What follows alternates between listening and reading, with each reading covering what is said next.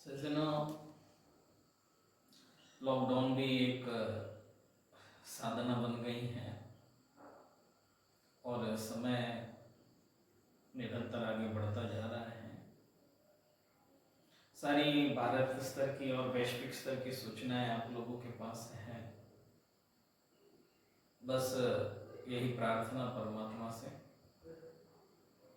कि सुखी रहे सब जीव जगत के। सर्वे भवन्तु सुखिनः, सर्वे सन्तु निरामयाः, सर्वे भद्राणि पश्यन्तु मां कश्चित् दुःखभाग् भवेत्।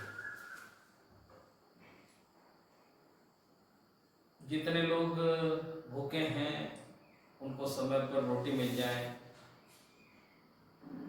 दोनों वक्त की रोटी उन्हें नसीब हो जाए, ताकि दोनों वक्त की रोटी खाकर वो रात में आराम से सो सकें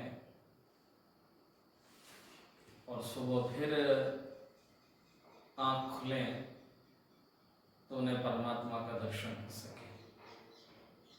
जो लोग प्यासे हैं उन्हें समय पर पानी मिल जाए। बात समय पर मिलने की है, क्योंकि एक एक पल बहुत कीमती और बहुत महत्वपूर्ण है। ये हम सब लोगों को पता है। मैं आपसे कोई भी नई बात नहीं कर रहा हूँ, बस केवल आपको स्मरण दिला रहा हूँ कि कहीं भौतिकता की चकाचौंध में संसार का सबसे बड़ा आदमी बनने के चक्कर में कहीं आप, हम ये भूल न गए हों कि प्रकृति के भी अपने कुछ नियम हैं। प्रकृति भी हमसे कुछ अपेक्षा रखती है। जैसे हम अपेक्षा रखते हैं कि आम का पेड़ है तो वो समय पर हमें आम का फल दे।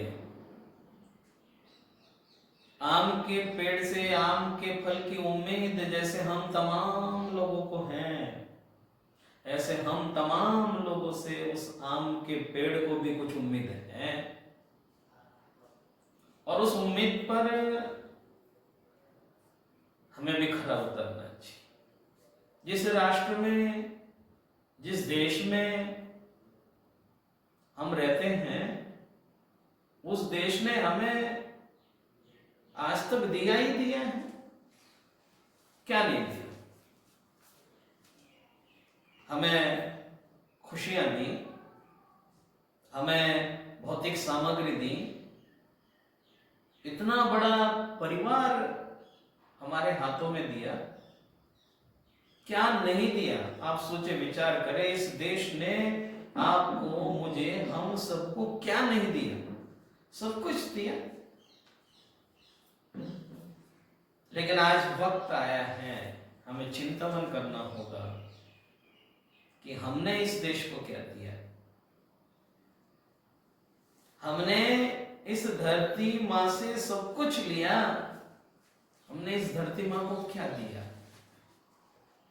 अगर हमने कुछ दिया है तो धन्यवाद, और नहीं दिया है तो चिंतन करें, क्योंकि ये वक्त आ चुका है, समय आ चुका है, ये टाइम आ गया है कि अब हम अपना कर्जा उतारने की कोशिश करें। कर्जे उतर नहीं सकते हैं।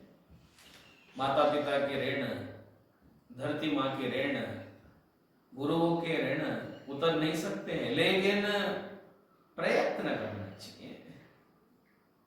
कभी उपकारों का बदला उपकार नहीं होता है, लेकिन कर्तव्य होता है। कर्तव्य का पालन तो करना चाहिए। जिस देश ने हमको सब कुछ दिया, इज्जत दी, शौहरत दी, मान दिया, सम्मान दिया, सर उठा करके चलने का रुतबा दिया, आज उस देश को हमारी जरूरत है। ऐसे समय में हम देश के कितने काम आ पा रहे हैं, कितने काम आएंगे और आ भी रहे हैं या नहीं, ये बिल्कुल चिंतन का समय है, चिंतन का विषय है, और इस पर चिंतन करना चाहिए। रोज पढ़ते रहे, मेरी भावना में सुखी रहे सब जीव जगत के, कोई कभी न घबरावे। वो अब तक केवल पढ़ते ही पढ़ते थे।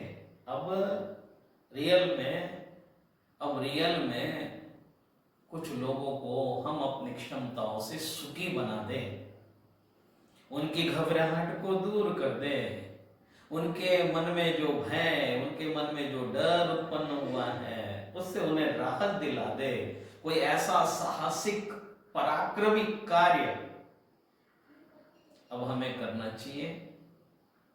भूखे को रोटी मिल जाए, प्यासे को पानी मिल जाए, जो लोग रोगी हैं उनको दवा मिल जाए। सर्वे भवन्तु सुखिनः की जो सुक्ति है वो चरितार्थ करना है। पढ़ते पढ़ते तो देखो कितना पढ़ लिया हम लोगों ने, लेकिन अब उसको प्रैक्टिकली करने का समय आ गया है और उस समय का सदुपयोग करना चाहिए। अगर भूखे को रोटी दे दे, प्यासे को पानी दे दे, रोगी को दवा दे दे, और मान लो ये आपके पास नहीं है देने के लिए, नहीं है अगर आपके पास देने के लिए, तो ऐसा करो, दुआएं करो, प्रार्थनाएं करो। संसार का प्रत्येक प्राणी हमारा मित्र है।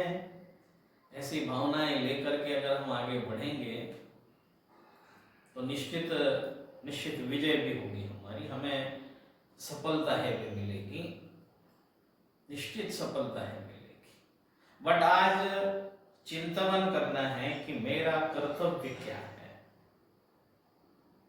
मुझे क्या करना है, क्या योगदान मेरा इस देश के लिए, इस समाज के लिए, इस घर परिवार के लिए, इस नगर मोहल्ले के लिए कितना योगदान मुझे देना चाहिए, मैं देने के काबिल हूं, दे सकता हूं और मुझे देना चाहिए। अब उस पर चिंतन करना है और प्रारंभ करना है दौड़ना। हमने लिया बहुत है, दिया कुछ नहीं बस लिया ही लिया है, तेरा शुक्रिया है, तेरा शुक्रिया है। माँ बाप से लिया, गुरुओं से लिया, परमात्मा से लिया, पता नहीं कहां कहां से लेते रहे और बड़ा अच्छा लगा हमें जब हम लेते रहे, जब तक हमें मिलता भी रहा बहुत अच्छा लगा। लेकिन आज थोड़ा सा बदलाव लाना है। अब हमें किसी से लेना नहीं है, अगर हम क्षमतावान हैं तो। प्रभु ने अगर हमें इतना कैपेबल बनाया है तो यहाँ उम्मीद मत करो किसी से लेने की।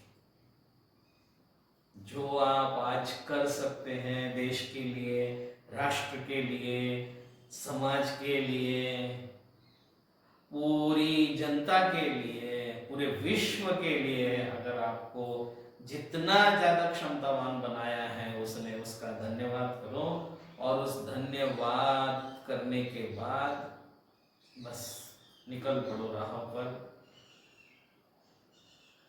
पेड़ पौधों के पास में जो होता है वो भी सब छोड़ देते हैं, वो अपने पास कुछ समेट के नहीं रखते हैं, वो और विनम्र हो जाते हैं। बड़े बड़े ग्रंथों में लिखा हुआ है कि उस वृक्ष पर जितने फल लगेंगे वो वृक्ष उतना ही झुक जाता है, उतना ही विनम्र हो जाता है और बांटता है। और फिर जिसके पास जो होगा देने के लिए वो वही देता है और देना चाहिए। गलत बातें छोड़ करके, गलत काम छोड़ करके अच्छे अच्छे कार्यों के लिए कह रहा हूं। ये नहीं कि हमारे पास गाली देने के लिए हमने गाली दे दी, ऐसा मत करना। नो, हमारे पास बुराइयां थी करने के लिए, देने के लिए हमने बुराइयां दे दी। नो नो नो, ये नहीं करना है, हमें अच्छाइयां देनी है। एक तपस्वी एक वृक्ष के नीचे साधना कर रहे थे और कुछ बच्चे गिल्ली डंडा खेल रहे थे। खेलते खेलते उनकी जो गिल्ली थी वो जाकर के उस वृक्ष पर लगी। उस वृक्ष पर लगी तो वृक्ष पर लगने के बाद में वो जिस फल को लगी थी उस फल को साथ नीचे लेकर के आई, और जब वो नीचे गिरी तो उस संत महात्मा को लग गई। वो जो बच्चे वहाँ खेल रहे थे वो एकत्रित होकर के उनके पास आए, अच्छे बच्चे थे। गलती होना स्वाभाविक है, किसी से भी हो जाती है, उनसे गलती हो गई और कोई जानबूझ करके गलती नहीं की थी। उन्होंने खेल रहे थे और खेलते खेलते कोई काम हो गया, उन्होंने आकर के स्वारी की। तो वो संत महात्मा बड़े उच्च विचार वाले थे, अच्छी सोच थी उनकी। उन्होंने कहा कि मैं बहुत शर्मिंदा हूं। उन्होंने कहा कि आप शर्मिंदा क्यों हैं? शर्मिंदा तो हमको होना चाहिए। उन्होंने कहा कि नहीं, कि देखो इस पेड़ को गिल्ली लगी, इस पेड़ को, तो उस पेड़ ने तुरंत आपको फल दे दिया। मुझे लगी तो आज मैं इस बात से शर्मिंदा हूं कि मेरे पास आप लोगों को देने के लिए कुछ नहीं है। क्या थिंक है, एक व्यक्ति चोट खा के भी कुछ देने की क्षमता रखता है, देने की भावना रखता है, चोट खाने के बाद भी कुछ ऐसा विचार हमारे मन में भी आना चाहिए कि मुझे भी कुछ योगदान, मुझे भी सामने आना चाहिए, मुझे भी कुछ योगदान करना चाहिए। ये लोभ लालच का समय नहीं है, ये पेटी भरने का समय नहीं है। कुछ लोगों की आदत है, वो खराब आदत है। कुछ लोग समय का दुरुपयोग कर रहे हैं, वो सामान की कीमतें बढ़ाते जाते हैं। अब वो सोच रहे हैं कि दुगना कर ले, तिगना कर ले। ऐसा क्यों कर रहे हैं? आप अपनी तरफ से दे नहीं सकते हैं तो कम से कम जो रियायती है, जो जरूरी है, वो उसी तरह से न्यायपूर्वक तो करे कम से कम। उसमें तो आप अपनी तरफ से कुछ भी नहीं दे रहे। आप तो अगर उसे कोई सामान दे रहे तो उससे आप उससे ले रहे, और कम से कम इतना तो त्याग कर दो कि दुगना तिगना नहीं लेंगे। कुछ तो काम आओ देश के, कुछ तो अच्छा काम करके कम से कम कभी परमात्मा से मुलाकात हो, आमना सामना हो कभी कहीं, और वो पूछ ले कि क्या नेकी करके आया है उस जहां से जहां से तू आया है। तो कम से कम शर्म के मारे गर्दन नीचे तो न हो, कम से कम इतना तो कह सके कि हाँ, एक भूखे को कम से कम 2 रोटी दे करके आया हूँ, एक प्यासे को कम से कम पानी, गिलास भर पानी पिला के आया हूँ, एक रोगी को 2-4 अच्छी औषधि दे करके आया हूँ, और इसके अलावा और बहुत सारे लोगों के लिए मैं प्रार्थना करता था, प्रार्थना करके आ रहा हूँ। कम से कम खुशी से तुम ये जवाब तो दे सको, इतना तो होना चाहिए। हमारे राष्ट्र पर, पूरे विश्व पर संकट आया हुआ है। ये समय पेटी भरने का नहीं है। दुआएं करो कि मेरी पेटी भरे ना भरे, लेकिन जितने भूखे पेट हैं उन सब का पेट भर जाए, उनकी भूख समाप्त हो जाए, ऐसी प्रार्थनाएं करो, ऐसा कोई यत्न करो, ऐसा कोई पुरुषार्थ करो, ऐसा कोई कर्म करो कि जिस कर्म के परिणाम से देश को भी, आसपास के लोग, आसपास रहने वाले लोगों को भी, और आपको भी, और आपके परिवार को भी गर्व हो कि नहीं, अच्छे लोगों के परिवार में हम भी जन्मे हैं, अच्छे परिवार में एक अच्छा पुत्र भी, एक अच्छा बेटा भी पैदा हुआ है। कुछ ऐसा सुखद अनुभव सब कर सके। अन्यथा केवल ये कहना कि सुखी रहे सब जीव जगत के, कोई कभी न घबराए, इतना कहने मात्र से क्या हो जाएगा? कैसे हो जाएगा? ऐसे काम कैसे हो जाएगा? इसलिए अब हमें करना क्या है? क्या योगदान हमारा ऐसे संकट के समय में अपने देश के प्रति होना चाहिए? वो आप चिंतनशील हैं, विचारवान हैं, आप स्वयं विचार करें कि क्या क्या मेरा कर्तव्य होना चाहिए, और उसके लिए हम सब लोगों को आगे आना चाहिए। इस समय बहुत ज़्यादा ज़रूरत है देश को आपकी, बहुत ज़्यादा ज़रूरत है। और ऐसे समय में हम केवल अपने बारे में न विचार करें, अपने घर परिवार के बारे में विचार न करें, सबके बारे में, जहान में जितने लोग हैं, जितने प्राणी हैं, उन सब के बारे में विचार करें। जब 2 ग्रास हम अपने मुंह में डालते हैं तो उस समय पूरे विश्व की जितने प्राणी हैं उनकी सबकी भूख का ख्याल आना चाहिए। जब हम दूध पानी चाय पी रहे हों तो उस समय उन सब प्यासे लोगों के बारे में भी हमारे ख्यालों में, हमारे विचारों में एक विचार आना चाहिए, निश्चित आना चाहिए। तब जाकर के आपको पता लगेगा कि एक भूख का, एक प्यास का क्या महत्व होता है। बहुत पढ़ा आज तक, सर्वे भवन्तु सुखिनः, सर्वे भवन्तु सुखिनः, सर्वे सन्तु निरामया, कि कोई दुखी न रहे, सब सुखी रहे, सब निरोगी रहे। वो ठीक था। दो तरह की व्यवस्था होती है स्कूल कॉलेज में। एक तो हम पाठ पढ़ते हैं और दूसरा उसका हम प्रयोग करते हैं। तो जहाँ पाठ पढ़ा जाता है वो पाठशाला होती है, और जहाँ उसका प्रयोग किया जाता है वो प्रयोगशाला होती है। तो अब तक हमने पाठ पढ़ा है, आज ये कुदरत ने एक प्रयोगशाला बना दी है कि जाकर के प्रयोग करो जो आपने पढ़ा है, जो आपने अच्छी बातें सीखी हैं, जो अच्छे संस्कार लिए हैं, अब उनको प्रयोगात्मक रूप से, प्रैक्टिकली रूप से अब उनको चरितार्थ करो। एक ऐसा समय आया है, इस उम्मीद के साथ कि निश्चित रूप से आप लोग दूसरों की पीड़ाओं को, दूसरों की तकलीफों को, दूसरों के कष्टों को समझ रहे होंगे। अपने को चोट लगती है, कितनी वेदना होती है, आज कितने लोग चोट खा रहे हैं, खाए हुए हैं।